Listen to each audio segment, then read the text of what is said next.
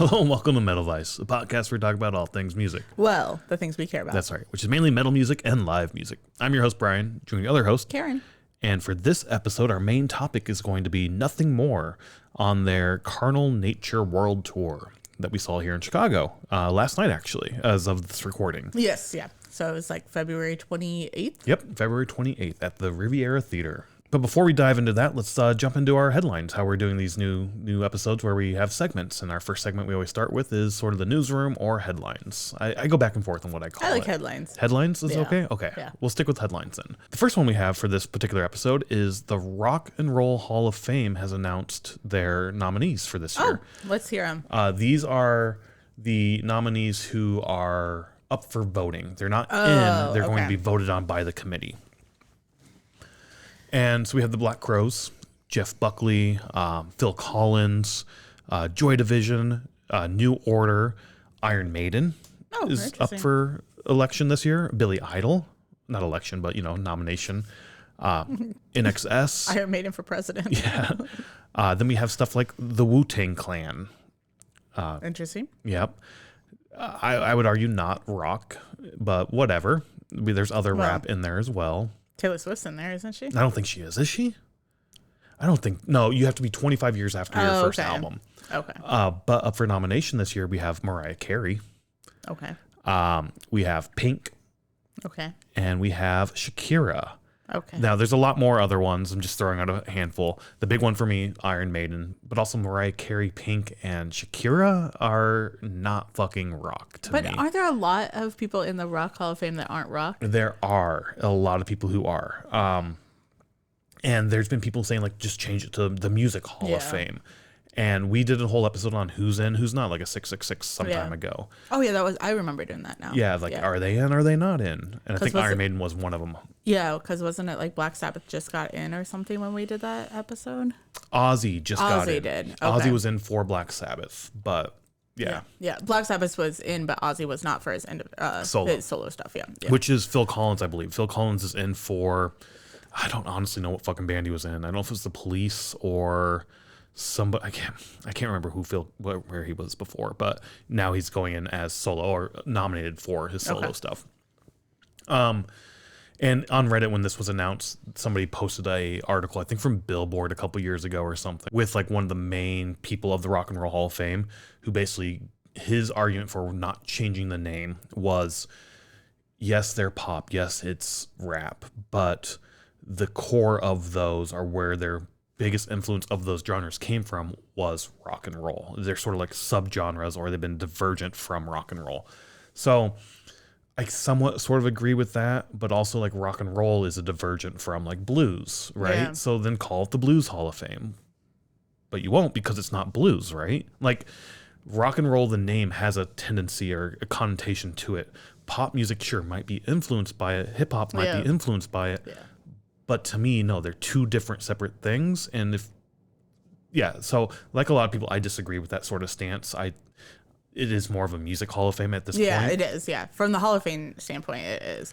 But I kind of, because like people have said to me, like that know me, but they're like, oh, you like rock music, right? And I'm like, not really. Yeah. I'm not a rock music fan. There's some songs, obviously, but I'm a metal fan. Right. So it's like the Black Keys. You went to that with me. I did. You said, I believe you enjoyed it. I did. But it's not like I need to see it again. I saw it once. Yes. I'm good. Exactly. But if it was Wage War, yes, let's fucking go. Let's go tomorrow night and see it again. Let's drive for 7 hours to go see them. Yeah, something like that.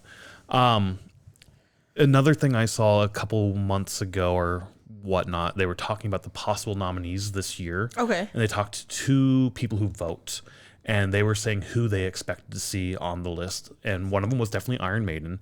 And this person, I think they were anonymous in this article I read.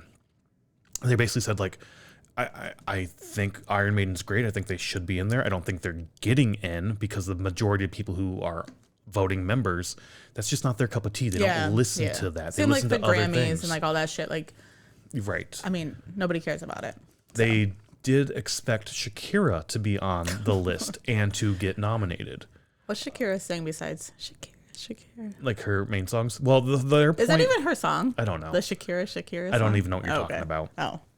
But their main point for Shakira getting in is that it's Latin music, and Latin music is a big part of music around the world from like a global standpoint. So globally, she's fucking massive. She might not be as massive here in the States. I mean, I feel like I think she is, but like South America, that's true. much more so than she is, you know, in Iowa. You know what I mean? Like something like that. So I get it. I view it as more of a marketing standpoint. You want to try to sell. And like, I think this is what the NFL did with Bad Bunny. Yeah. Is they want to expand their audience to a global market. And I mean, look at how many people watched the halftime show of the Super Bowl. Exactly. So we watched it. I didn't understand a fucking word he said. I thought it was a decent performance. But then again, you know, I don't understand a fucking thing Rammstein says. And I love that. Exactly. Like, yes.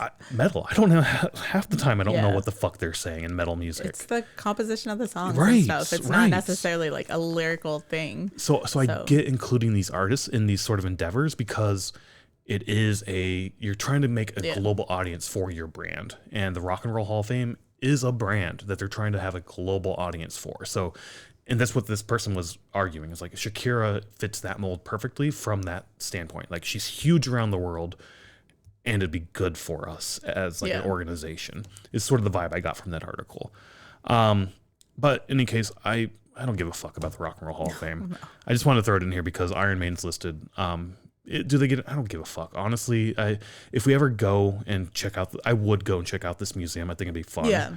But at the same time, I was like, I think we will sometime. I think it's on our list of things to do. But it's like you said, it's like the Grammys. Yeah. To me, they mean nothing. Yeah. It's cool. It's gimmicky to me, but it doesn't impact my taste in music and whatnot. And when I see stuff like Shakira and Pink and Mariah Carey, I keep fucking up that name. Sorry. Yeah. No disrespect for you whatsoever as a person or musically, it's just not my thing. It's not fucking rock and roll. Yeah. Like, sure, that's where it came from, but this came from blues. So fuck you and your argument, I guess. But moving on to the next headline, sticking with Iron Maiden, they have a documentary coming out. Oh, cool. This will be out in theaters May 7th. I think it's a very limited run for, where it's going to be shown.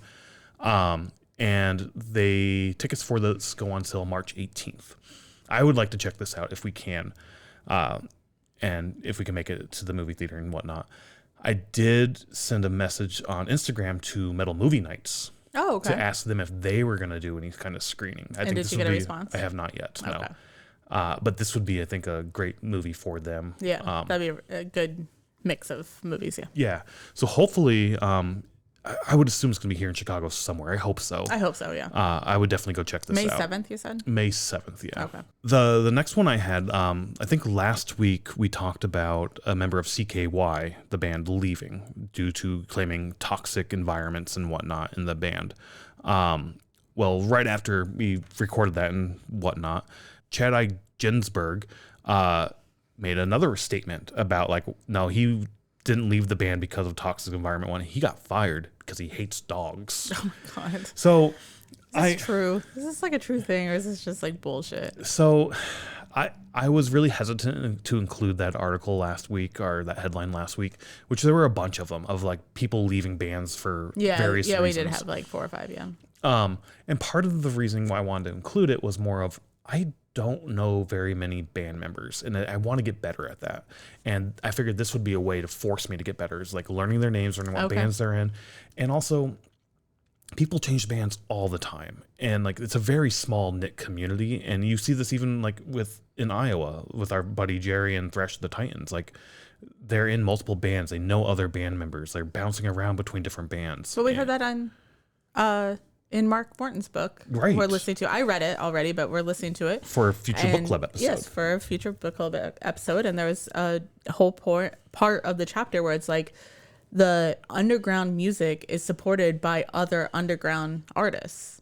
Yeah. And so it's like the people that we're going to, or the shows that he went to, would be the same people that would come to shows that he played as a teenager or a young adult, I guess.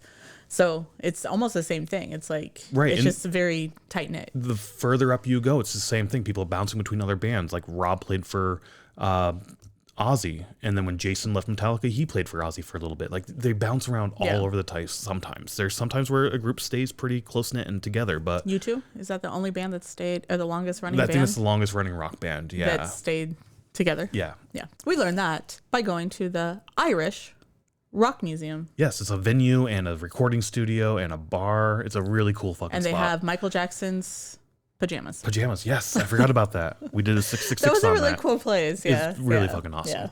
Yeah. So in any case, that's sort of why I wanted to include those articles. But I included this one just to like wrap it up. Oh, okay. It feels very high schooly drama bullshitty. I really fucking hate that shit. I'm like, you guys are fucking adults, right? Like, grow the fuck up already. In any case, according to Chad, he was fired because he hates dogs. Basically, like, he didn't want the dogs on the tour bus is what I'm gathering from his statements. And he wanted more money. So I think there's probably a lot more to it than just not liking a dog. And I'm assuming like, hey, we're going on tour. I want to bring my dog with me. And Leon, the guy who left the band, like saying like, I could see the dog just being the final straw of like Chad being like, hey, I want to bring my dog on tour with me. And Leon being like, I don't want to have the dog on the tour bus. I don't want him shitting and pissing all over the shit. I don't want him eating my shoes. I don't know how old the dog is and whatnot. It's like, wait, so it's Chad that hates the dog or Leon hates dogs? Leon who left, and Chad, I think, wanted to bring the dog or something like that. Okay. Let me find his statement here real quick. In any case, here's part of Chad's response. I don't know what Mike Leon is talking about in his post. However, I do know the facts. And the facts are, Mike, and you know them too, is that we fired you last night because you hate dogs and you didn't want to tour with the dogs and you wanted more money. So, like, I'm assuming people wanted to bring their dogs on tour with them and whatnot, and that was probably the final straw for Chad. That might be, like, the unprofessionalism aspect that he was talking about. So I don't know. Again, it feels very high school drama-y to some extent to me. So, again, we're figuring out these episodes. I don't know if we'll keep... including the bands shifting around a little bit. I like the idea, but at the same time, I don't want to talk about like fucking gossip and high school bullshit. This one doesn't make sense to me, but like leaving a band to go to a different band, that makes kind of sense. But I mean, obviously there could be underlying drama that we don't know about on those articles as well. I don't know. It's not that important to me. Yeah, like I said, we're figuring this out. Maybe we don't include this. But this next article I like a lot, or this next headline I like a lot. And we might do a 666 on it once I do more research. I just saw this today and I was like, holy shit, this seems fucking awesome. But Chris Franzak from Attila has launched a new platform called Tour called Tour Soundtrack, I believe. Basically, from what I've gathered from a quick little glance at this, I want to play around with this more, but it's a way for bands to stream live sets, stream like their in-ear audio that they might have, communication with their PA system and whatnot, or their front of house. They can do like interviews and stuff from the road. It seems like a way for bands to monetize and sell or put out there on a streaming platform road aspects of a show. Oh, that's cool. That's really cool. Yeah. And you can, apparently it's supposed to stream into like Spotify set lists, so you can like playlists, so you can have like a couple songs from Attila playing and then have the communication they would have had back and forth between their PA system and whatnot, or their front of house and whatnot. I don't know if I'd want that on Spotify, but from like a visual thing of like seeing what's happening on stage or something like that would be really cool, but I don't know about on Spotify. I think that's more like we can integrate our platform into Spotify, so that way people who have both can enhance the experience. No, I understand that. I'm just saying I don't think I would want that. Yeah, I got you. That's all I'm saying. I think this is a great idea. I want to dive more into this and look more into this, what it has. I don't honestly personally understand why more bands don't do live recordings. I know Nugs, that's a big thing with Nugs, is that they are all about like live audio, live video, and you can watch concerts. They stream concerts on there all the time. To me, I'm still flabbergasted at like, why aren't more bands streaming? And we talked about this all the time of like, I would pay, say, $50 to get Lamb of God's entire show, like tour, streamed. Like I can only watch it when they're playing or like the next day or something. But I would easily put that on and watch that every night when it's live. I don't care if it's the same set. It'd be background noise a lot of the time, but I would gladly do that for sure. And I don't know why more bands don't. So maybe this is a step towards that. And I think this is a great idea. And this might be a 666 down the road when we we'll have to more. look more into it and see how it, once it gets developed and stuff. Yeah. And the last headline I have, last week we talked about Eric Forrest, who was the ex-vocalist or ex-frontman for Voivod, how he had launched a GoFundMe because he's battling cancer. Okay. We talked a little bit about that. Well, this week, the current frontman, Dennis Bellinger, also known as Snake, I believe, his wife is battling stage 4 cancer, and they also launched a GoFundMe. I saw that, yeah. There's been a lot of fucking cancer in the news the last few months. Really fucking sucks. And yeah, hoping for the best for sure. And yeah, if you want to go support that, there's a GoFundMe out there for them. When I saw this one, I don't want to take it away from the cancer aspect because obviously it's terrible and hopefully she's okay and hopefully cancer just sucks. Fuck cancer. Yeah. But when I saw this one, that it's the ex-Voivod person and then the current Voivod person, it kind of brings up how, I don't want to go into the whole political thing on like how expensive health insurance is and all that stuff. But to think about bands, obviously there's some bands who have full-time jobs and then they do the band on the side. But if you're a touring band and you don't have like either a full-time job that has benefits or you have to have like kind of side gigs, you might not have benefits because of how everything works. Health insurance, yeah. Health insurance is very expensive if you have to buy it ad hoc off the market. Yeah. So to see, that's what I came up. I didn't even think about that. That's what, when I saw this one announced with the GoFundMe, that's what my mind thought of is like, I don't think about how bands, everything would have to be ad hoc. So buying health insurance would be off the market. Yeah. And like touring it, like these bands aren't mega millionaires. Like exactly. Even big bands like Lamb of God, I would say is a big band. Yeah. Slipknot is a big band. And Corey's gone on record as saying like, I live a comfortable life. I don't live an extravagant life. Yeah. Like we do not make that much money. We make a lot less than you might assume we would make. And Voivod is not as big as Slipknot. So that's the first thought I have is like, they're not fucking super, super, super rich like a lot of people might think they are. I didn't even think about the health insurance aspect of things. Yeah, because you don't, like, especially if you're doing a tour or something, you can't also hold a 40-hour-a-week full-time job. Right. Like, that doesn't work out, so. And like, that's not to say like if you have insurance, it's going to be so cheap. No. It's not. You're still going fucking bankrupt in the States for. Exactly. Like, and I didn't want to go down that whole rabbit hole, but it just brings up another aspect of a band that all that cost would be ad hoc and not. I did not unless even you have think like a wife that. or like a partner who's working. Yeah, I don't know why I said wife. Like it has to be a husband-wife situation, but a partner who has the benefits or whatever. So, anyways, hopefully everything in the long run, everything works out fine. Hopefully, fingers crossed. Yes. But like I said, that was our final headline this week. Moving into the studios where we talk about new music that's going to be coming out down the road. And this time I put them in order. Okay. Because I like think date order? Date order. Okay. Last time I think it's like however I see it, I threw them out there, but I rearranged it to be in order. The first one coming out April 10th is In Death Throes, right? Am I saying that right? Throes? That's how you have it typed out, yeah. Okay. By Vomitory. That comes out April 10th. April 24th, we have Terror with their album Still Suffer. Following that, we have a new EP from Sepultura coming out April 24th, The Cold of Unknowing. Yeah, the band that's retiring. I was going to say, the band that announced their retirement and farewell tour 4 years ago sure seems busy. Yes. For a band. If you're just going to call it quits, call it quits.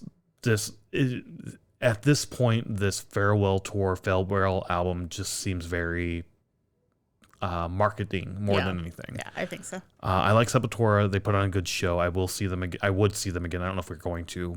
We saw them on their final tour a couple years ago. I'll check out this EP when it comes out, but at the same time, it's like, if you're done, you're done. All right, just fucking let's move on. Yeah. Or keep going and keep it going. I don't give a fuck. It's like, or don't announce that you're retiring. Yeah. Just go until you die, sort of thing. So. I don't know. To each their own, I guess. The next one we have is the Claypool Linen Delirium.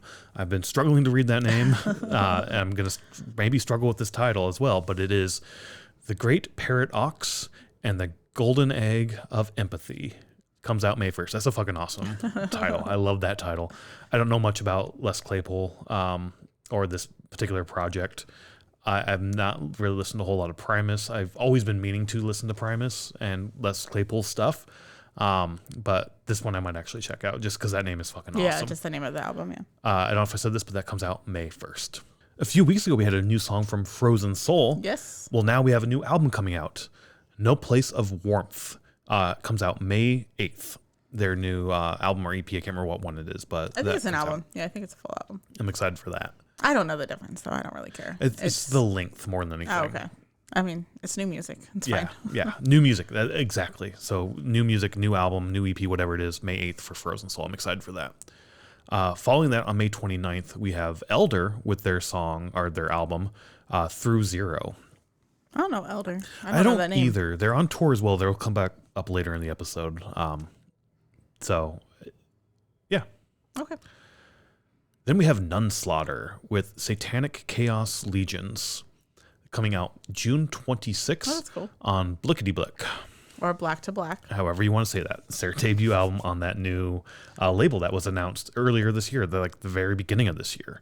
I think our first episode where we had headlines, that was one of the headlines I think we had. so, yeah. You said Blickety Blick. So I'm still calling it Blickety Blick, No. but I think you're right. It is Black to Black. But yeah, Nunslaughter is coming out with some new stuff. And the next one doesn't have a date, but Arcturus has completed their new album. They're an avant-garde metal band out of Norway. This is like their first album since 2015, Oh, wow. I believe. Wow, So that's cool.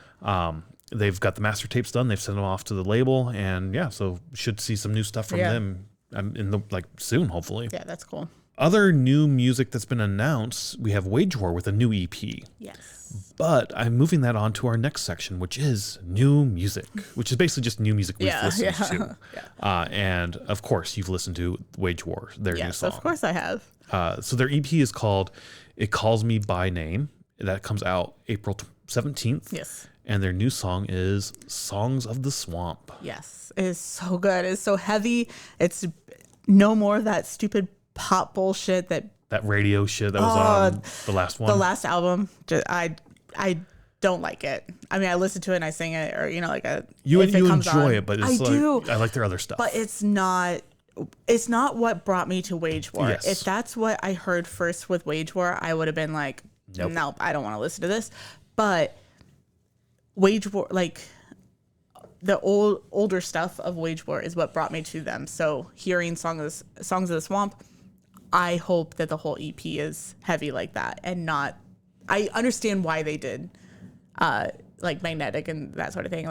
With the whole album, it was all over the radio. It was all over the radio, and I feel like bands have to do that to get their name out there, and I just don't like it. And that was the metalcore scene at the time, a couple years ago. Yes, and there's a lot of albums or a lot of songs that sound the same, a lot of albums that sound the same, and that's where I'm like, I think we had this conversation a few weeks ago, where even on the podcast, where I'm like, I wonder if a producer does that. Oh, yeah. This is the sound you need to get on the radio, so do this. Yeah. And some bands will just do it, and then there's other bands who are like, we want our stuff. It might be, and there might just be where you are in your career, Maybe. how much weight you have to throw around. Maybe. I listened to it as well. It was fine. It's fine. It was fine. They're not my band. I know. I loved it. I think I listened to it 5 times in a row. I think I texted you like, hey, Wage War has a new song out or whatever. Because when it was announced, it was on a Tuesday, and I knew that they were going to announce something because they did the whole I'm going to wipe my Instagram and that whole thing. And I was like, they're going to announce a tour on Tuesday. And then it was just a new song. And I was like, it's just a new song. But tour came the next day. Tour came the next day, and we'll talk about that here shortly as well. Anyways, let's talk about the other new music and not just Wage War. Yeah, one I did really, really like that came out from Lamb of God. Yes. Blunt Force Blues. Yes. I liked that. You played it for me last night or 2 nights ago. I think last night we came home from the Nothing More show and we watched the music video of it. Yeah.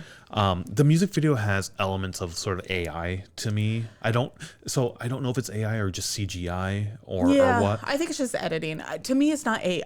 It doesn't have that AI look to it that other things do.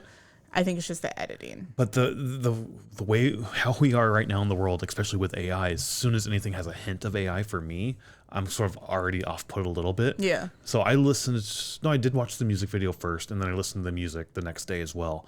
I love this song. Sepsis and this are my two favorite songs off the new album that's going to be coming out soon. And then like Into Oblivion was their other new one. Yes. I think. Yeah. I'm not the biggest fan of that, Yeah. but this song I fucking loved. This was a great fucking song. I liked this too. Yeah. Some good bass bits in there as well. Like this was a lot of fun. I liked the song. It was probably written by Mark Morton. All the good ones are.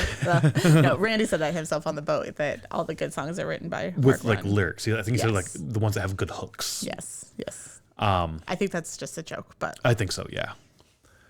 Next I had Rob Zombie finally had his new album come out. I didn't Great listen to Satan this. album. Yeah, I didn't listen to this. It's fine. It's Is it? not Okay. his best stuff in We my listened opinion. to a song, right? He has had a few singles come out. Okay. We've listened to those. And I think I was like, oh, it's Rob Zombie. or Yeah, something like that. exactly. Yeah.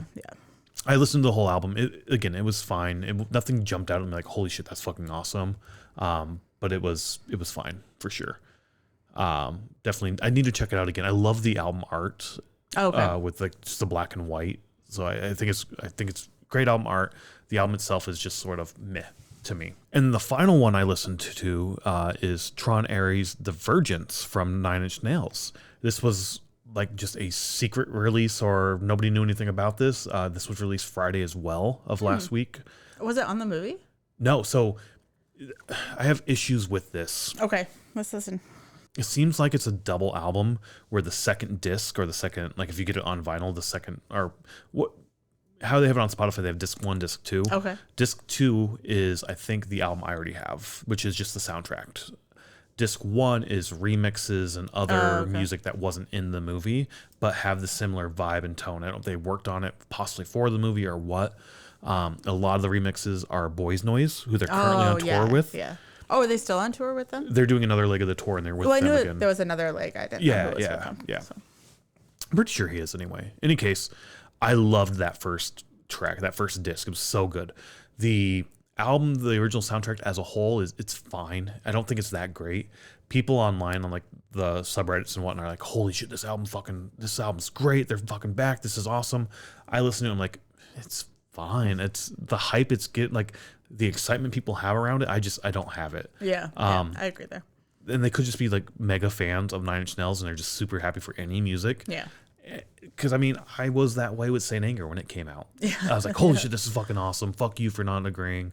And then over time, like, yeah, it's really not that good. And now I'm kind of back and like, it's honestly not that bad. It's pretty good. Like, again, your fandom can definitely influence your taste. Yeah. In any case, I love the first disc, this Divergence sort of remixes and other stuff he has or other stuff they have.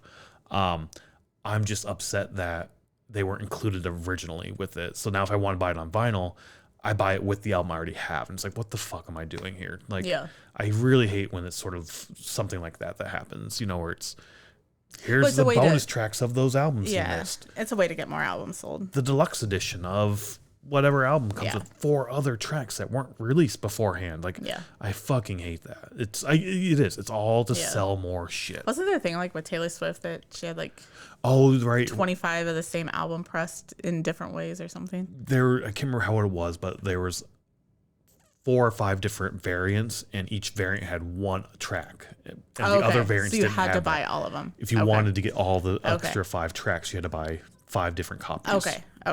I was about ready to be like, but look at us with 7 albums of M72.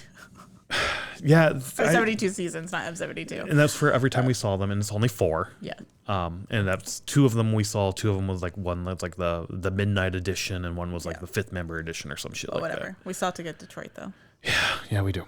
If anybody has a Detroit M72 album that they want to sell us at cost and not way high. Or maybe a little more, but not $200. Yeah, exactly. But hey, that's a good segue into our next segment, which is the merch table. Yay. I'm good at segues. Right now, we are pretty good at them. Yeah. I only have one item this week from the merch table. Opeth is doing a liquid-filled album for their album Blackwater Park. Only 135 copies of this were That's made. crazy. They're $180 to buy that. And the good news for you, I guess, is it's already sold out. So we're not buying this. I'm I would not pay that much. I would not pay that much either. We do not have any liquid-filled vinyls. I don't know what my thought on those are. I kind of want to get one just to have for the gimmicky. Like, they feel very gimmicky. Yeah. I don't want to pay the price for them, though. Yeah, I think it's like the hot item right now that everybody wants because I'm seeing so many liquid-filled shit. Yeah, I've seen some stuff too. Yeah, like where like it's red filled, so then they're like blood filled albums or something. Yeah. And I guess who is it? Sleep Token for Record Store Day is doing a liquid filled. Okay. That one's gonna go so quick, and it's gonna be so much money on the secondary market. Yeah. We're not participating this year. Otherwise, I would attempt to get that. Just attempt. At least we're not participating the day of. Yeah, exactly. And it won't be left. I mean, that album would not be left for the second day. No, it will not. If anything, the store will then snag it and put it up on the shelf for extremely high prices. I hate when fucking stores do that, but you know they do that. But we've seen it when we first moved to Chicago. Like that one store had a Record Store Day one up. There's another record store we go to that we're big fans of. They did it as well recently. Oh, really? But yeah, that's a whole nother topic, I guess. But in any case, that wraps up the merch table as well. That's the only item I had. And that wraps up everything before our main topic, which once again is nothing more. And again, this was their Carnal Nature World Tour, as we said at the beginning of the episode. And we saw this at the Riviera Theater here in Chicago on Saturday, February 28th. Opening for them, we had Catch Your Breath, Archers, and Dobbie. And then ticket prices for this, because we bought them on the secondary market, were $66 with $21.96 in fees. Yes. Why do we buy them on the secondary market, you might be asking? Because the show was sold out, right? No, it was not. You could buy tickets right before the show. I don't know what the fuck. I've looked at this show multiple times. I really wanted to go to it. And whatever link I clicked on when we bought tickets finally, it said sold out. And I was like, fuck it, we're not buying them. And we didn't buy them. And a couple weeks went by and I was like, fuck it, let's just see what they are now. They went down in price a little bit. I was like, fuck it, let's just get the tickets. It said sold out when I bought them. I don't know what the fuck happened because a week or two after, you're like, what the fuck are you talking about? They still have tickets listed. You could buy tickets on Saturday or last night before the show. So I don't know what the fuck I did wrong. And it wasn't sold out. Like there was room. Yeah. And we did get physical tickets because the one I selected on Ticketmaster was for physical tickets, which they ended up mailing to you. And on here, the tickets were listed at $42.50. Yeah, I think online it was like $56 total to buy them. Like if you click on the buy tickets box on Riviera website. I swear to fucking God, I did that. I am double checking every time you say that a show is sold out before you buy secondary tickets. And I don't know why the fuck I would think that to go to Ticketmaster because I bought these from Ticketmaster. Riviera uses AXS. And like they had these massive fucking tickets here. It's okay. I don't know how I fucked up. It's okay, Brian. I'm a little upset that I fucked up and paid more money than I needed to for fucking scalpers. So a little upset about that. Any hoodles. I guess let's get into the set list and the bands, I guess. Like I said, I was super excited for this show. I'm a big fan of Nothing More. They put on a fun show. Yeah. It is fun. It's one of those fun shows where like you don't have to know all the songs, but it's really fun. Exactly. But they were, I guess, Catch Your Breath, I knew them, and those were the two bands I knew. Mm-hmm. You've heard of Archers before. Yeah. Dobbie, neither one of us had heard of. No, I didn't know anything about Dobbie. Why don't you read off their set list for us? Until I Get to Heaven, Worth a Shot, Crazy Motherfucker, or Crazy MF, but I'm sure it's Motherfucker. Yeah. Early Bird Gets the Whiskey, Stone Cold, Mother, which is a Danzig cover, Nikki 6, Hate Song, and they ended with Beauty in the Boogie Room. What were your thoughts? Were you a fan? Not a huge fan. Okay. Very all over the place, which was interesting Yes. because some songs sound like a rock country type vibe, lots of rapping, got the rock aspect of it and everything. So like, it's just all over the place. Like no one song sounded like the other, which is interesting. Though with a new band, those are kind of fun to see. Yeah. Because it's like, if you don't like this song, you might like this song or whatever. it was fine. Very nu metal sounding to me. At the beginning of the set, I got heavy nu metal aspects. Yes, with the rap and everything. Yeah, with the rap and the hard riffs and whatnot. They did have a DJ as well. DJ and backup vocals. Yeah, DJ and he did both backup vocals and DJing. Which at first I'm like, oh, that's kind of lame. I don't like that. But as the set went on and they utilized more and more backing elements, and maybe not more and more, maybe that's the wrong way, but as I noticed more and more of the backing elements, I would also notice those backing elements throughout all of the bands this night. And seeing a DJ though on stage made me like it a little bit more, like in the backing tracks, because I feel like there's somebody actually up there cueing things, getting things ready, instead of just somebody on like the soundboard, which again, somebody could have easily been on front of house doing it. But it made me think like, oh, somebody's actually doing these backing tracks. I'm not a big fan of backing tracks, but this one with the DJ up there, like, oh, I kind of get it. And I could hear sometimes him fucking around with the scratch table, like the turntable thing. Yeah. And I could hear those through there. So that was kind of cool. But heavy nu metal aspects in the first part of the set.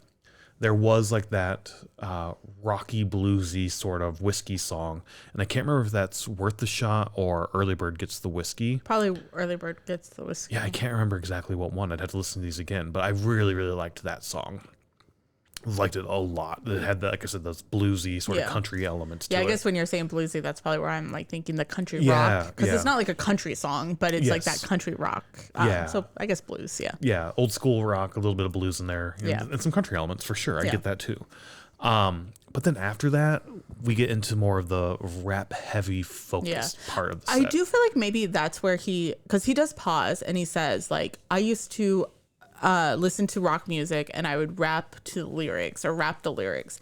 And then put his raps over it. Yeah. And then he would think, why am I doing that when I can just make my own music? Right. So maybe that's where that cut, and then it went more into his style of music. The more rappy elements of it.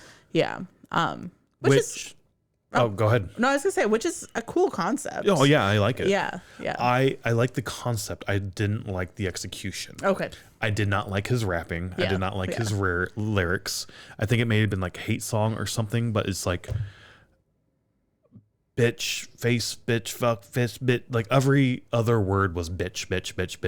Like it was bitch a lot. And it made me think of Bullet Train. There's a character on there who ends every sentence she has with bitch. Okay. There's a Rick and Morty character where he's like, I'm going to cut you, bitch. And just like, I'm going to get you, bitch. And then he like goes home to his wife and he just says bitch again at the end. And she's like, hey, don't you bring the office into work. Like that's his like persona, like hunting down people. So like, but if you listen to a regular rap song, but it's all like that. Not all of them. The ones I like aren't like that. Oh, okay. I mean, there are elements of that. I hear are like that, where it's just like... Yeah. I just can't... I don't know. I just don't care for rap lyrics. I'm not a big rap fan. There's some I like. And obviously they do say bitch and like I'm not necessarily like, I don't like that word and whatnot. Yeah. No, I'm not saying that you're saying that. I'm just saying that it goes with the rap aspect. Yeah. All I was saying is like, I did not like the lyrics. I did not like how that song came together. And also there's like...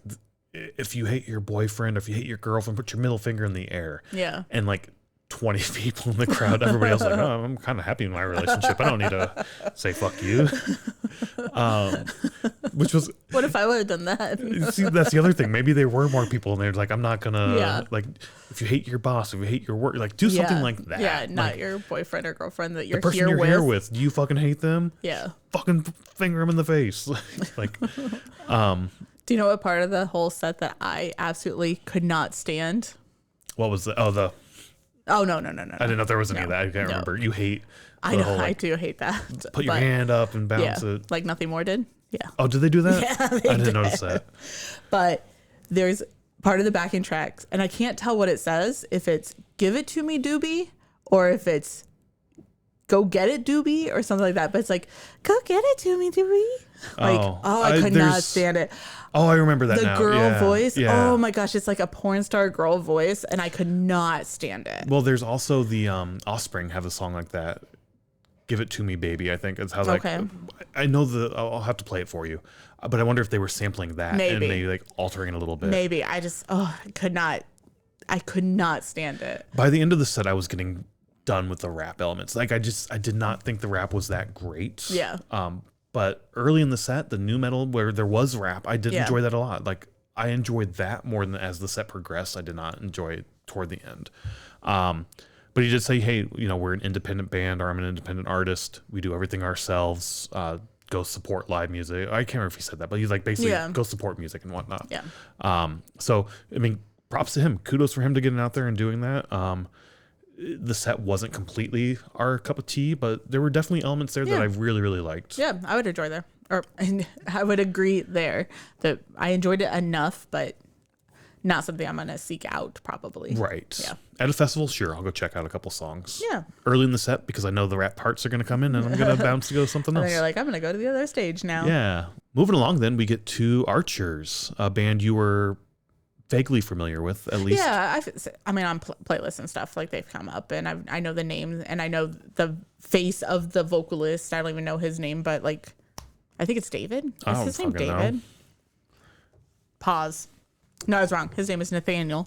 But they're from Madison, Wisconsin. Are they really? Yes. Yeah. So kind of shit. like local-ish to Chicago. I mean, regional. That's a good way to put it. So it's kind of surprising that we have not seen them yet in the 10 year or 11 years that we've lived here. Yeah, I mean, have they been around that long? Yeah, 10 years they said. Oh, so, for real? Yeah. Okay. Yeah. Yeah, I don't know. We haven't been going to shows outside of like 5 years now. We didn't. regularly. No, I'm just saying like. But yeah, that I we get what you're saying. haven't seen them. Yeah, I get what you're saying. Why don't you read off their set list though? They start with Made for Love, Drag Me Out, Say the Sober, The Dirt, Making Eyes, Never Enough, Bitter, and they ended with Perfect Stranger. I've really liked their set. It gave me. We've talked about Wage War already. They gave me heavy Wage War vibes. Yeah. Just watching them. They had like the clean vocals as well as the harsh. Harsher. I call them dirty, but harsh vocals. Yeah. It was a good mix, a good vibe for sure. Yeah, definitely a metalcore band. Like, yes. I mean, not the Bad Omens metalcore, like not emo metalcore, but like that metalcore that you enjoy. Yes, the metalcore, like, yeah, that's a good way to put it. I always view metalcore as having two sides to it. You have that emo-y, whiny metalcore, which Catch Your Breath to me is a bit of that, closer to that range than these guys are. And then there's like these guys in Wage War who are more of the, dirtier, more angry metalcore. Yes, that's a good way to put it. But they also have their whiny bits as well. And I don't like those whiny bits, but the heavier, growly, sort of dirty songs, I like those. So watching them play and perform and hearing their stuff, I was like, I'm not a metalcore fan, but I can get behind this. I can enjoy this show. Yeah. And I did. I really enjoyed their set. Yeah, quite a bit. enjoyed their set. Definitely a band that, like I said earlier, like I know of them, that sort of thing, but I think I only recognized like the first song that they played. But other than that, like I couldn't point out a song and be like, oh yeah, I've heard this, or I know this song or whatever. So we didn't buy any merch tonight, but your one of your bingo cards for this year is buying physical media. Is this something you would buy their physical media for? Would. Okay. Yeah. If we got like an album or a CD, I'd definitely put that on and just have background noise listening to it. I don't know if I'm going to necessarily seek this out. Is this something you will seek out? Yeah, I would. You'll seek this out? I would listen to them again. Yeah, add them to my, when I want to listen to metalcore. Yeah, because right now you're in like deathcore. Oh, yeah. Like really heavy into deathcore. I enjoy death metal and deathcore a lot more now, but yes. Okay. I mean, this will definitely be on our playlist for the year. So when we shuffle that around, hopefully it will pop up. But again, another fun band, and I really enjoyed. I was kind of surprised that I enjoyed it as much as I did. Yeah, that's good.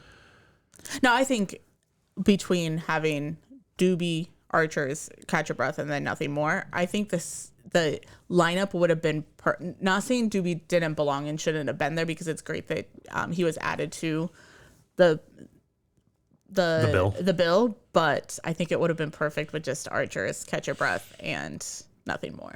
Yeah, the 4-band bill to me is pushing it. Once you get past that to 5 bands, I'm like, all right, come on, let's clean this up a little bit. We don't need this many bands. But other times I'm like, I fucking love the 5-band bill. I go back and forth. I can see that for sure. If Dobbie got cut from the act, I would have been completely happy with the three band bill, and those three bands would have been a great lineup. So yeah, I agree. I prefer the 3-band bill, but for 4 bands, Doobie somewhat fit in. Oh no, I think he fit in. Okay. I'm just saying I think it would have been perfect with just the without 3. him as well. Yeah. Okay, I see. So we're saying the same thing. Yeah. This Exactly. would have been a perfect 3-band bill, but with the 4 bands, it was still a solid night. Yes. Gotcha. Saying the same thing. But yeah, that wraps up Archers, and then we go into Catch Your Breath. Yes. Again, a band that to me is more of that whiny metalcore aspect. I can see that. Yes. At times. Yeah. I think Catch Your Breath, and I always say Wage War is like the first metalcore band that I got into, but I really think it might have been more Catch Your Breath during like the COVID times. Oh, really? Yeah, because I was there's a person on probably on TikTok, but I see it on Instagram. I think his name's like Matt Brennan's or Brent, something like that, like Okay. Matt something.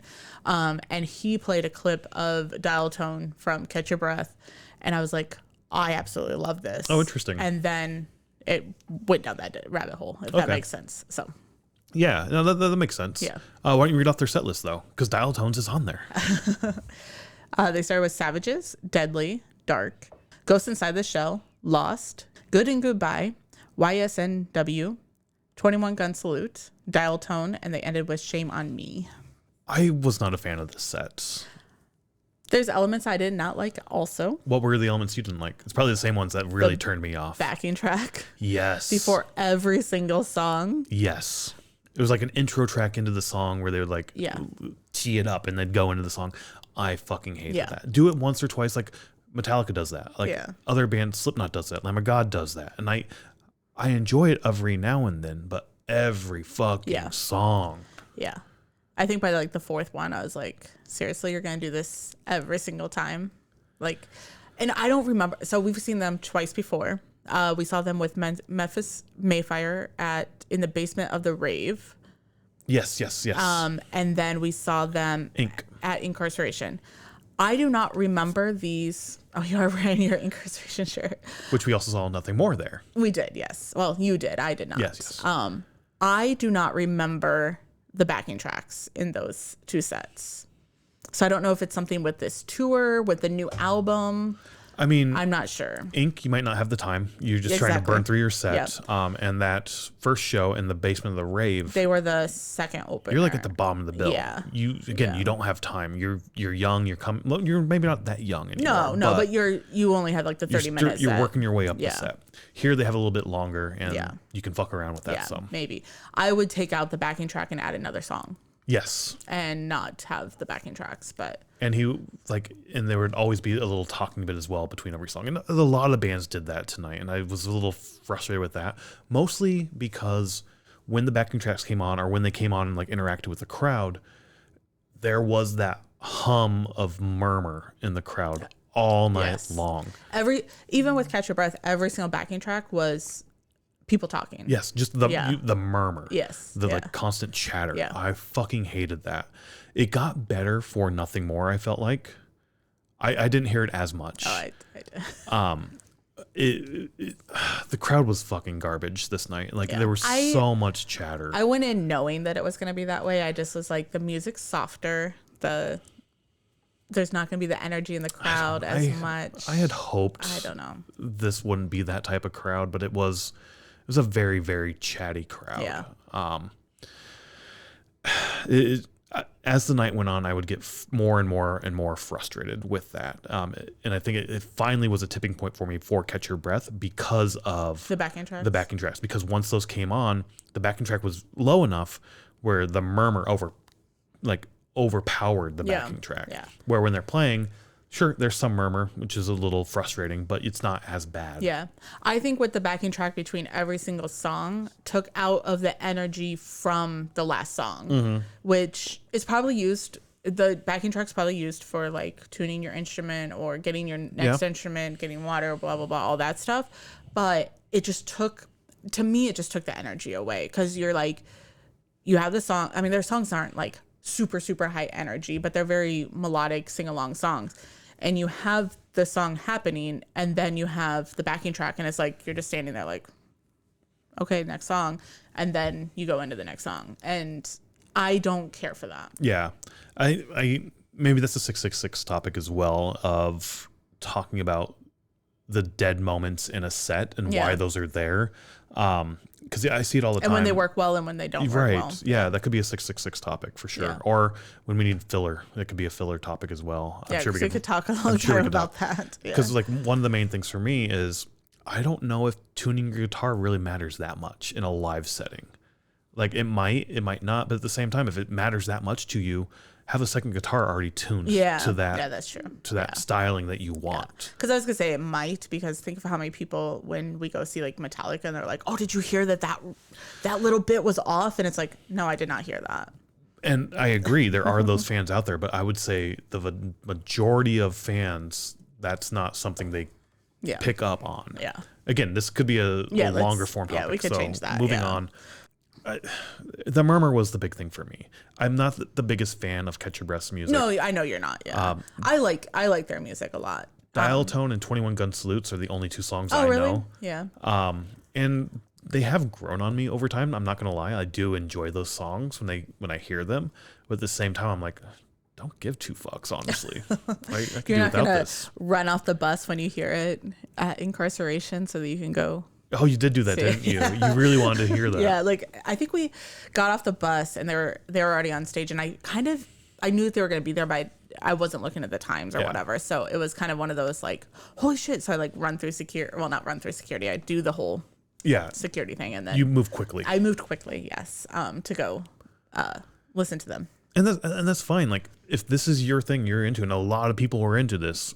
Because I do feel like it kind of cleared out just a little bit. Not a whole lot, but a little bit. I saw a lot of people after like Nothing More's like second song also start to leave. So I think it's one of those. Well, one, we've said this so many times. Like if you take Metra, you might have to leave after. I don't know what the schedule is, and I don't know where the closest one is. There's got to be one close to that area. Possibly. Well, depending on where you're going. But if you have to go out west or south or something, you have to get downtown. I didn't even think about that. Yeah. So it takes a lot. I mean, it takes time away. So yeah, that's true.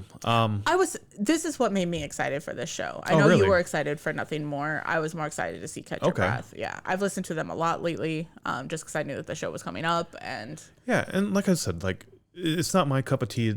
For you, it was, and like that's music. You're not gonna like everything. Yeah. And same with Dobbie. We talked about that. Of like, I liked his first part. I didn't like the last part of the set. But like, fuck it, whatever. I was there. I checked it out. And whatever, it was still fun to experience live. And again, that's why I love live music. We say that all the time, blah, blah, blah. But yeah, this just wasn't doing it for me, for sure. But the murmur definitely was getting to me by this point and really, really affecting me in like a mental state almost. Oh, really? I was getting so fucking pissed off and done with it. Anything else you want to say about Catch Your Breath? No, it was a good set. I liked the set minus the backing tracks. Yeah. I think that could be worked out a little bit. Agreed. And maybe that would help with the murmur aspect as well. Yeah, to keep it going and not have like the talking between every single song. Yeah. But then we get to Nothing More. Let's start off by reading their set list instead of just chatting. House on Sand, Angel Song, Let 'Em Burn, If It Doesn't Hurt, Don't Stop, Go to War, Heart, Free Fall, Mr. MTV, Jenny, Struck, Fade In, Fade Out, Ocean Floor, and they ended with This Is the Time. And before Mr. MTV, that was like the big solo moments of like the guitar, the drums, and the bass solos. Yeah, that was... You weren't a fan of the solo thing? I don't like that. I do not like... It doesn't matter how much I like the bands, even when like Dan from Disturbed does his drum solo, I hate it. Really? Like, just play a song. Like, I don't need to watch you do a drum solo. I feel like the solos were a lot more prevalent in the early 2000s when I first started going to see shows. I don't feel like there's that many solos anymore. Yeah. And I honestly miss it. I like the solos. Oh, do you? I do. Like, that's where you got Joey going upside down. It is, yes. I don't know. You get, like, I don't know. I enjoy the solos. This particular night, the bass solo was kind of stupid, I thought. It was very gimmicky and stupid. They had, like, this contraption that would hold the bass as, like, an upright bass almost. Yeah. And then they'd play it like an upright bass, and then they'd come over and beat it with drumsticks. And everybody would play the bass and like, what the fuck Yeah. are we like? It was That was stupid. long and stupid. Yeah. The drum solo though I liked. I do like guitar solos. I do like bass solos. So melding them all together in one component of the That's set true. Yeah. is better than sprinkling it throughout. I don't know. Yeah. Just not your thing. It though. wasn't my thing. No, Yeah. No. Outside of the gimmickiness of that bass aspect, I enjoyed that a lot. That's cool. I mean, it's good that you enjoyed it. Yeah. But like I said, Catch Your Breath, I was getting a little tired of the murmur. This seemed to take a long time for set changeover as well. So Catch Your Breath, I feel like got done at 8:45. Oh, really? Yes. And they didn't go on till 9:30. 9:33 is actually when I looked really? at my watch when they started the like backing track to get into the set. I believe from like 9:15 to 9:30 there was like a backing track that was like it was a voice talking, but you could not hear it because of everybody talking, which is fine because it's in between sets. Yeah, they dimmed the lights and turned off the house music and turned on this track of just this. I didn't hear the voice. I just heard like a low hum, a low like mellow. Yeah, I'm pretty sure it was a voice tone talking. or something in the background. It might have been a voice. I didn't pick up on that, but yeah, it could have been. But without like the house music, it's just that sort of sound happening. Yeah. And then of course people get bored and start talking. But as soon as you dim the lights, people are like super excited. So. But that went on for like 15 minutes. Right. It went on for a long time. Yeah. I did not like that part of the set. I wish the. This is when you told me you were bored. Yeah. I can't remember. It's like the dimming of the house lights is a signal to anybody at a live show. It's like the show is going to start. The curtain is going to fall. Yeah. In a matter of moments. And the fact that it just droned on and on and on. I'm like, holy fucking Christ. I thought that they were going to be ready at like 9:15 or whatever. I was like, okay, cool. Like, but then like we kept looking at our watch and it's like, well, they must be going on at 9:30 and we're not going to start before 9:30 even though the stage is ready. I don't know what it was. Yeah. Yeah. I was frustrated with that. Yeah, it was a very long changeover and I do not like long changeovers. Yeah. Like Back to the Beginning did it perfectly. Every single band should do it that way. They should have two stages and just turn it around and play the next stage. Every stage isn't built like that way. I'm just joking. That came out of Live Aid we just discovered as well. Did, yes. But no, I'm just No, yeah. I'm just joking about that, but I really do not like long changeovers. So like the murmur and that long changeover and that like bait and switch of turning down the lights and putting this fucking weird thing on. Yeah. Didn't make any sense to me. It just added to the frustration I was feeling. And then they finally come on and like I was cool. You're finally on. Let's start playing. And like I said, the murmur sort of stopped for me. I didn't hear it as much at that point. But like the damage was already done. I was already like, fuck this. So I can't remember at what song it was, but eventually like, I'm going to go to the bathroom and I'm going to go get our coats. Like we did coat check. I'm not going to wait in line because the line gets long. Yeah, it was really long when we left. Yeah. So I was like, fuck that. I'm just going to grab my coat. And that way when it's done, we can bounce. And so I went down, grabbed those, came back up, and you were messaging our camping friends. Yes, from Incarceration. Yeah, they were our neighbor. And we live in the same city, which we did not know until the last day that we were camping. Yeah. But yeah, so like I saw her walk by. Well, you mentioned earlier in the night, like, oh, I was like, are they I wonder here? if they're going to be here for this. And I was like, I don't know. I didn't message them. I'm not sure. And then I saw her walk by and then I messaged her and it was a while, which I understand. Like, don't be on your phone. Like, yeah. I totally understand. And she was like, yeah, we're here. Are you? And I'm like, yeah, we're in the back. And she's like, so are we. Riviera has 3 tiers. She was in the back of the tier 2. We were in the back of tier 3 because you went and got our coats and everything. Yep. And so, yeah, we ended up meeting up. She came back, found us, and then took us down to the group, hung out with them for the rest of the set. Yep. And honestly, like I said, I was in sort of a pissy sort of mental state because of the murmur and all of that shit. Nothing more was turning it around a little bit, not like an instant turnaround or whatnot.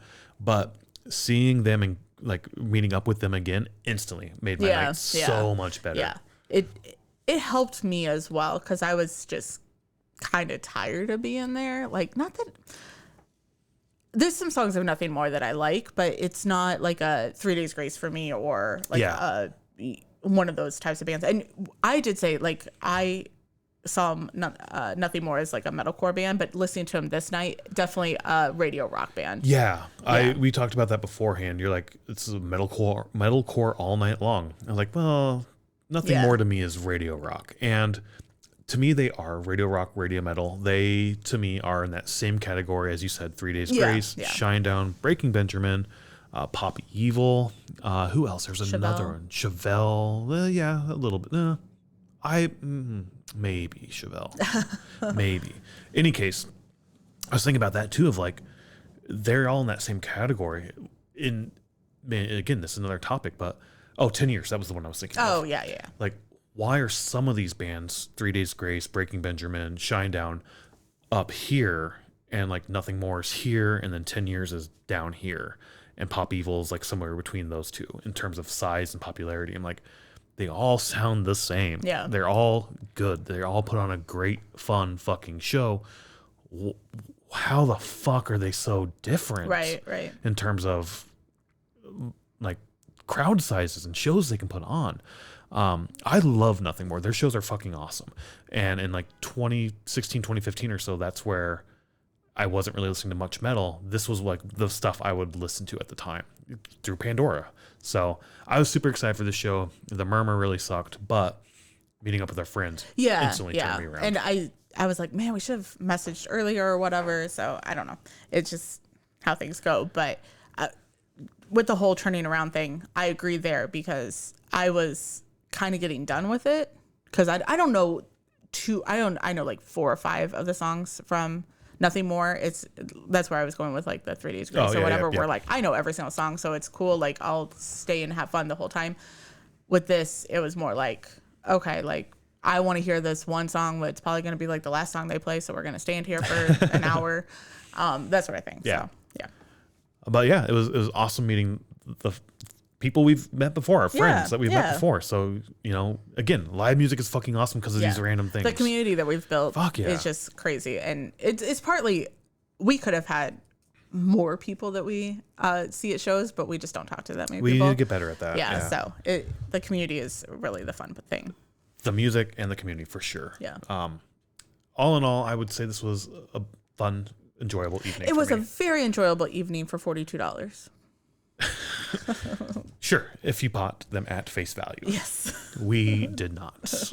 And that wraps up our main topic. How we end all of our shows now, we look at future concerts. What's next? Yes. There's always a what's next. Always. Didn't you say like you used to have a saying that was like, if you didn't enjoy this show, there's always the next show? There's always the next show. Yeah. So the next shows. Yeah. With our concert calendar. And again, I have it broken out by region. So we have North America, Europe, Africa, and Asia. Oh my gosh. To talk about. We'll start with North America, because those are the ones that affect us personally the most. But then we'll hit on those other ones as well.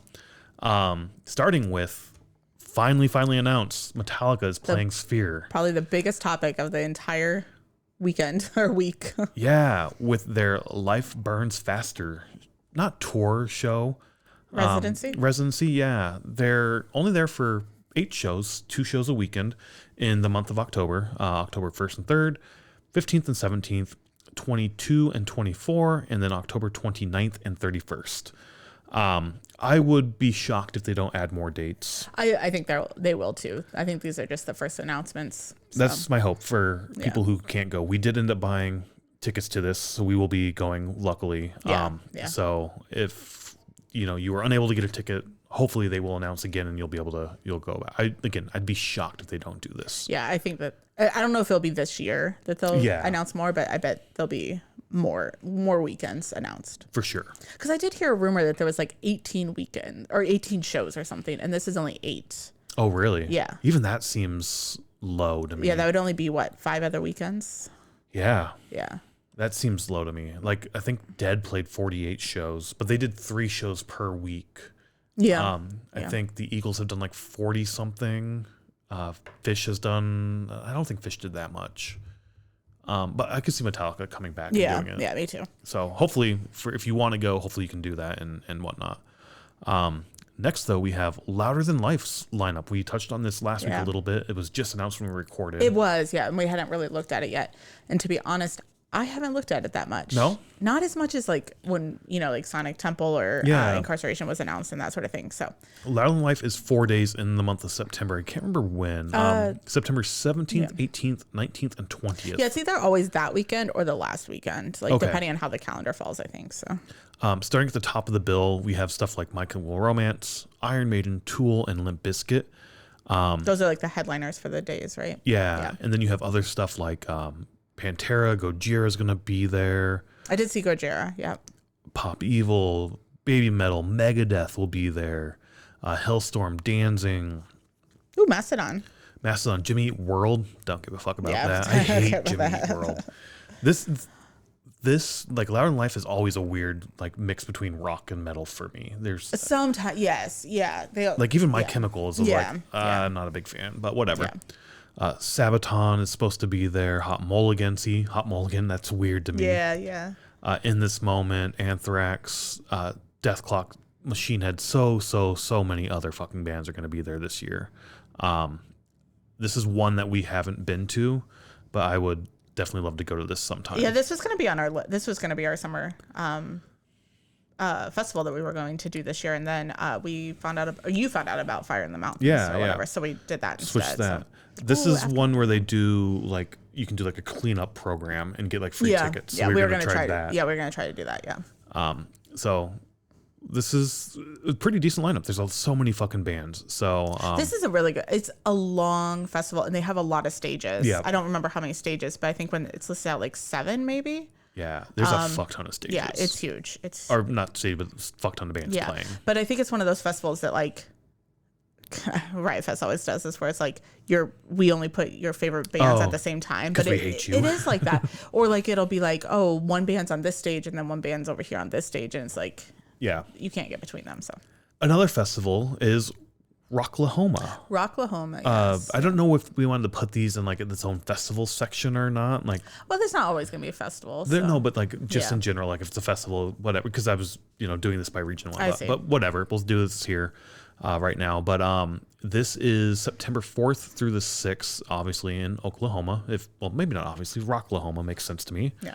But your headliners are Godsmack, Papa Roach, and Slayer. Oh, that's interesting. Godsmack, Papa Roach, and Slayer. Slayer is doing the 40th anniversary of Rain and Blood. Dude, I saw that announced. Yeah, I saw that announced. El Nino's going to be there as well. Just looking at a few bands here.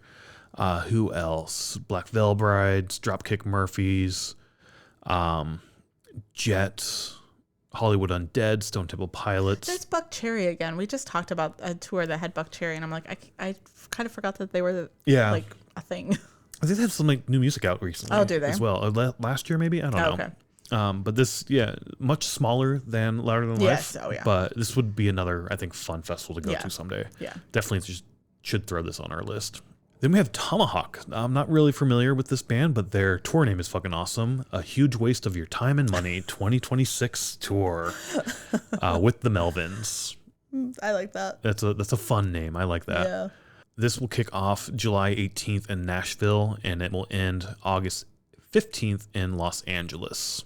Like I said, not a band I'm super familiar with. Even the Melvins, not familiar with them. I've heard of them, but I've never actually listened to their shit. So after that, we have Death Angel with the second leg of their Act 3 tour with Violence and Incite. Is that who was with them last fall? Okay. We were supposed to see that the Saturday after Thanksgiving, but we had a big snowstorm and had to miss that. Yeah. We're probably going to miss this as well because I don't think there's any dates around us. Okay. Because, I mean, they did that last time. Yeah. They were in Illinois last time, so. Yeah. But this will kick off May 1st in Phoenix, Arizona, and it will end June 21st in Santa Cruz. Yeah. They are at Milwaukee Metal Fest, so at least we'll be able to see them. Oh, that's true. Is Violence there as well? I think they are. I can't remember, honestly. Every time I look at the lineup for Milwaukee Metal Fest, I'm always just like, oh yeah, that band. Oh yeah, I remember that being announced, but it's not something I've studied, if that makes sense. Next, we had the Blue Nowhere U.S. tour, which is Between the Buried and Me. BT Bam. They were in Chicago last year, I think. Was it last year? Well, a couple years ago we saw them. Oh, okay. Last year we didn't go to that show. Yeah. So they're not going to be around on this time in Chicago, so we're going to miss out on this tour. But it seems like it's a choose your own adventure. starting May 15th in Richmond, and then a bunch of dates all the way down through June 20th in North Carolina at Winston-Salem. Each leg seems like it has its own sort of grouping of bands, so but it is sort of like a choose your own adventure. Where you go will depend on what lineup you get. After that, we have Terror. I think we talked about them earlier with new music coming out, but they also have a choose your own adventure tour in the works, which has already started in February 26th of this year in Toledo, Ohio. So that's already happened. But this tour does run through the end of, middle of March 15th in Providence, Rhode Island. Again, choose your own adventure. It seems like as the tour progresses, somebody will drop off and a new band will come on to take their place. Then we have Innumerable Form with their Doom Onward West Coast tour. Interesting. This would have been fun to see. But we're not on the West Coast. May 5th is when it starts off in Seattle, Washington. It will wrap May 16th in San Diego. So pretty short, quick little tour. But yeah, it should be fun if you can check that one out. After that, we have Queens of the Stone Age is coming back with their Catacombs tour, this time out west. They were, I think, in Chicago last year with the Catacombs tour. I think so, yeah. I'm not a big Queen of the Stone Age fan, but this was one tour I was like, I could check this out. Oh, okay. This would be fun to check out. We just must not have been able to do it. Yeah, that or just like the ticket pricing. And like, Yeah. I'm not that big of a fan, so I'll let the big fans go. It's a very intimate, sort of unique experience from what I hear. Oh, okay. So okay. again, I don't So there want are like smaller theaters and stuff and not like Well, they played, I think, the Chicago Theater when they were in town. that'd be cool. Yeah, but at the same time, it's like, I'm not that big of a fan. And there's like Uber fans out there that like, you should go get those tickets. Sort of like S&M. Like, I really wanted to go to S&M too. We did get to go, but like, if we didn't get tickets because just a passive fan was like, oh, I like Enter Sandman. That's a cool song. Let me go listen to that. You know what I mean? Yeah, like, I get exactly what you're saying. Yeah, like for this special experience. Like, but let somebody else go. Yeah, but a quick little tour. It looks like there's only 5 dates. Oh no, there is Seattle. I was gonna say all in California. April 24th in Joshua Tree, California. April 25th in Rancho Mirage, right? Mirage, yeah. And then April 27th in Portland, April 29th in Seattle, and then May 1st in Lincoln, California. I didn't know there was a Lincoln, California. I did not either. This is helping us with our geography. Sure. I don't think it is, but sure. A few weeks ago, we talked about the X-Faces, how there were a bunch of members from Mushroomhead had joined. Yes, yep. And they did it had like 4 shows booked or something like that. Yeah, it was very short. Yeah. Well, now they have a larger tour going on with Saints of Solomon and Deep Within. Pig Venus, I think that was the article we read. Like, he joined the band. Yeah. He will be there for just a select few of those dates. He won't be there for all of them. Okay. But this one is a pretty large tour, if I remember. It kicks off July 2nd in Virginia Beach, and it ends August 15th in Battle Creek, Michigan. Oh, at Michigan Metal Fest, yeah. That's one on the list. Oh, is it? Someday we need to go. To? Yeah. There for I think 3 years in a row. Raven Black played Michigan Metal Fest. Really? Yeah, it's like one of like the early opener things, but yeah. They've got 3 shows here in Illinois, McHenry, Illinois, New Berlin, Illinois, and Oakwood, Illinois at Exit 210 Saloon. Exit 210 Saloon. I'm assuming that's on the highway on Exit 210. Which highway? One of them. I like this one in New Berlin. It's at Dannenberger Family Vineyards. Yeah, a good old vineyard, like a family vineyard and wedding chapel. I like this tour. Can we go to this tour? I don't know where those venues are, but that would be fun. They are playing like a Whiskey A Go Go and like I saw that. Like, I don't want to say actual venues, but to see Exit 210 Saloon and they're playing a vineyard. They're playing very prominent, well-known venues like Whiskey A Go Go, and then Exit 210 Saloon. Like, right off the exit next to the Lion's Den is the 210 Saloon. So like, this is weird. I like this. This would be fun. I don't know if they have Lion's Den all over the U.S., but in the Midwest here, that's your porn shop right off the highway there. Yeah, that you can just stop really quick before. All around it are billboards for how Jesus loves you. Yes. And then and you get lust your porn. is bad. Moving along. We have Wage War. We mentioned that as well. Oh, we did. Yes. Yeah. It Calls Me by Name tour. So just after the EP. Album. Yeah. Or the EP. Yes. Yeah. Their openers are Never Till and Orthodox. I do not know either of those bands. Nope. Yep. This kicks off April 28th in Tucson, Arizona.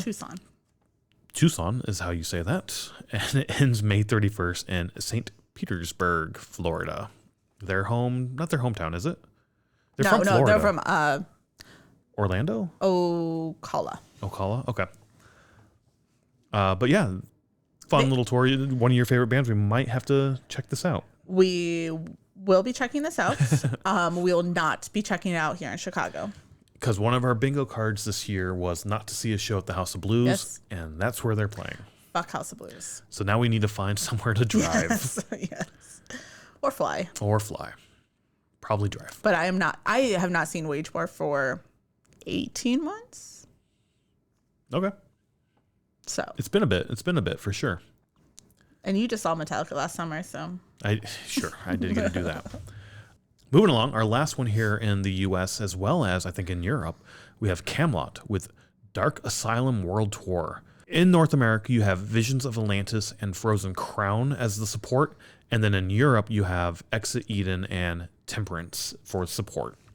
I like when bands announce all the tours at the same time instead of... Yeah. Here in the U.S., this kicks off August 28th in Orlando, Florida, and ending September 27th in Silver Springs, Maryland. There's another St. Charles Is at there? the Arcadia Theater. We need to figure out where that is. I don't know where that is. The European dates start October 30th in Tilburg, Netherlands. No Exit of Eden or Temperance, so okay, so it must be them. a lone show. They do play the very next Campfest. night. Oh, they are on like a little festival thing. Yeah. So they do play the next night, and those bands are on there as well. So Yeah. this must be how the tour in Europe is kicking off. That is so interesting that they end September 27th in the U.S. and then, oh no, that's a whole month. I was giving it only like 1 day or 3 days. So I was like, that's a lot to get over there. And then the Europe ends in Madrid on November 22nd. Yeah. I guess they have plenty of time in a month to get. Well, you can have gear over there and You gear could, here. yes, yeah. But yeah, that does take us then into our European shows we have, as well as our one African show with Rush. Their 50-something world tour is going on this summer, but they're expanding they're here that in Chicago too, for 3 days. But they're expanding this into 2027 with those European dates as well as South Africa dates. Oh, they're doing multiple days in multiple cities. Yeah, I see. Okay. So I don't know when this stops, but looks like August 15th. Sorry, looks like January 15th. They're in South America at Buenos Aires. That's 2027. Yeah, also. in 2027. Yeah. The tour in 2026 ends December 17th in Vancouver, British Columbia. Then they go to South America, like I said, on January 15th. Play a bunch of shows down there, and then they head back over into Europe, play those shows, and then South Africa, and then Helsinki, I think, is the last show so far, August 10th of 2027. Where are they going to be in South Africa? That's just Africa just isn't a place that... South Africa makes sense to me more than any but other one it's necessarily. Just not somewhere that Cairo, maybe? you hear. You sure Oh, South America. My apologies. I said South Africa, but no, it's South America. Okay, because I was gonna say I don't think I've ever heard of a band going to South Africa. I would assume so for sure. You think so? Yeah, Slipknot's definitely played there. Okay. I would think so. Okay. I'm not saying bands cannot go to Africa. Yeah. But Metallica's definitely been to Africa. Yes, played. they have. Yes. The Dead played Egypt. That's true. Yeah. So. I fucked up there. It is South America. I just saw South and then the A. And it's like, oh, South Africa. I don't know where the fuck I was. It's all good. It's all good. Anywho, moving on to Europe, we have Elder. Again, we mentioned them earlier with a new album coming out. And supporting that, they are on tour, kicking off on June 13th in Derby, United Kingdom, ending their tour August 14th in Vasa, Czech Republic. Valas, Czech Republic, yeah. CH is Czech Republic? Yes, I think so. Okay. Yeah. I think. Let's double check that. At the Palp Festival. We are very bad with geography and country codes. Apparently, CH is Switzerland. Yeah. That must be in Swiss to be kind of like Germany is DE. I guess. Deutschland. Deutschland. Yeah.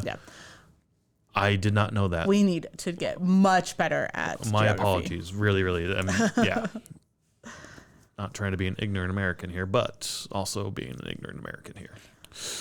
Anywho, moving on, we have one left, and that is Iron Maiden is extended their Run for Your Lives World Tour with dates in Japan. Just a handful, I think. Looks like 2 dates in total, 11/24 and 11/25 of this year, I believe, in Yokohama, Japan. And apparently this is the last shows they'll play, or last tours they'll do, or this will end the tour, and they won't be touring again until at least 2028. I did see that, that they were going to take a break. Yeah. Maybe play the Sphere. Who knows? That would be another band I would go see. That would be a lot of fun. Yeah. Yes, definitely. But yeah, that wraps up the concerts we have that were announced this last week. As we said a couple weeks ago, they're not dying down. That's the wrong word, but like we anticipate fewer for a little while because of the summer festivals and stuff like that. So. But as we saw, there were some that were getting announced for July. Yep. So summer dates are starting to trickle in, then fall and winter, and start all over again. Yep. But like you said, there's always the next show, and here's a bunch of next shows. So the key thing, just get out and fucking listen to music, either live or recorded, however you want to listen to music. We highly recommend live music, but just explore music and listen to some music, and who knows, maybe we'll see you at the next show. Bye.